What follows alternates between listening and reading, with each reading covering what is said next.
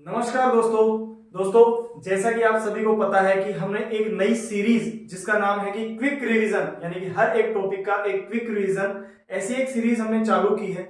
आज उसी की एक और वीडियो लेकर आप सभी के सामने हाजिर हो गया हूं। तो जैसा कि हमने पिछली जो वीडियो थी उसके अंदर हमने राजस्थान के लोक देवता गोगा जी के बारे में पढ़ा था। आज वैसे ही हम क्विक रिवीजन करने वाले हैं राजस्थान के लोक देवताओं में तेजा जी के बारे में।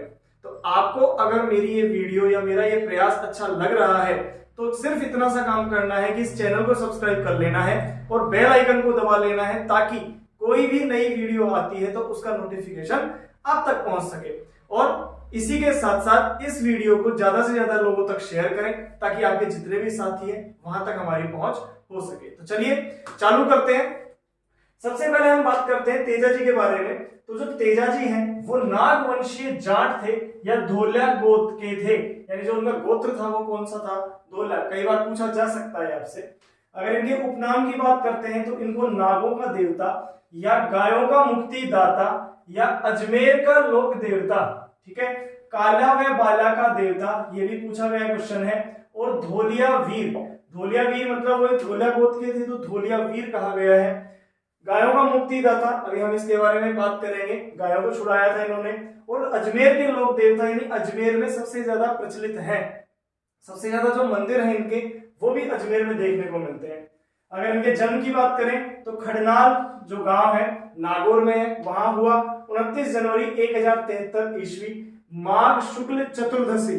कब हुआ था? माघ शुक्ल चतुर्दशी को इनका जन्म हुआ। पिता की बात करें तो ताहड़ जी, और पत्नी थी इनकी कौन? पैमल देव। माता का नाम राजकुंवर या राजकुंवरी भी आपको देखने को मिलेगा कहीं पे।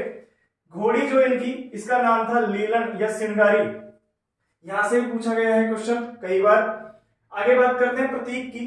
तो जो इनका प्रतीक है वो तलवार धारण किए हुए घोड़े पर सवार और जीभ पर सर्प दंश वाली एक मूर्ति, जैसा कि आप यहाँ देख पा रहे हैं, इस प्रकार की आपको मूर्ति इनकी देखने को मिलती है।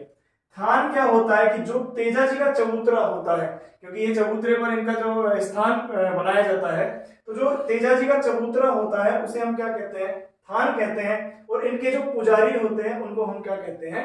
घोड़ला कहते हैं। मुख्यतः अगर इनके पुजारी की बात करें तो जो जाट जो होते हैं, जाट संप्रदाय होता है, वो इनके पुजारी की तरह कार्य करते हैं। मेले की बात करें तो तेजा जी का जो सबसे बड़ा मेला है वो पर्वतसर नागौर में, आप सभी को पता है ये बात, तेजा जी का मेला पर्वतसर नागौर में लगता है। कब भरता है ये? भाद्रपद शुक्ल दशमी से और पूर्णिमा तक इनका जो मेला है ये लगता है। और ये मेला एक बहुत विशाल पशु मेला भी है।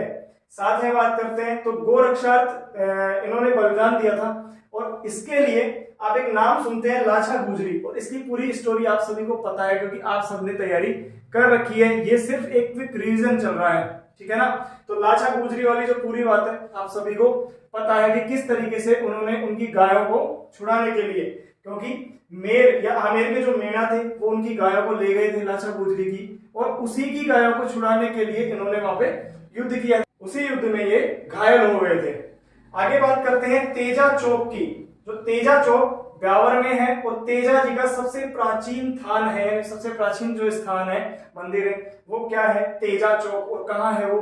ब्यावर में है। अगर इनके अन्य मंदिरों की बात करते हैं तो इनके जो अन्य मंदिर हैं, एक है सेंदरिया में, एक सुरसुरा, एक भावता, और ये तीनों कहाँ है? अजमेर में ही है।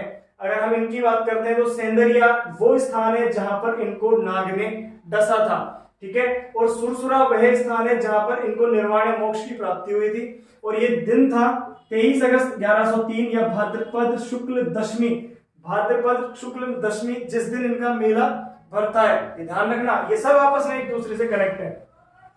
तेजा टेर या तेजा गीत किसे कहा जाता है? कि फसल की बुआई के समय अच्छी फसल के लिए जो किसान होता है वो इनका गीत गाता है, उसे हम कहते हैं तेजा टेर या तेजा गीत। इसके अलावा एक इंपॉर्टेंट पॉइंट कि सहरिया जनजाति भी इनके आराध्य होते हैं, यानी सहरिया जनजाति के लोग भी इनकी पूजा करते हैं। इसी वजह से सीतामढ़ी 12 में तेजा जी का मेला भी भरता है।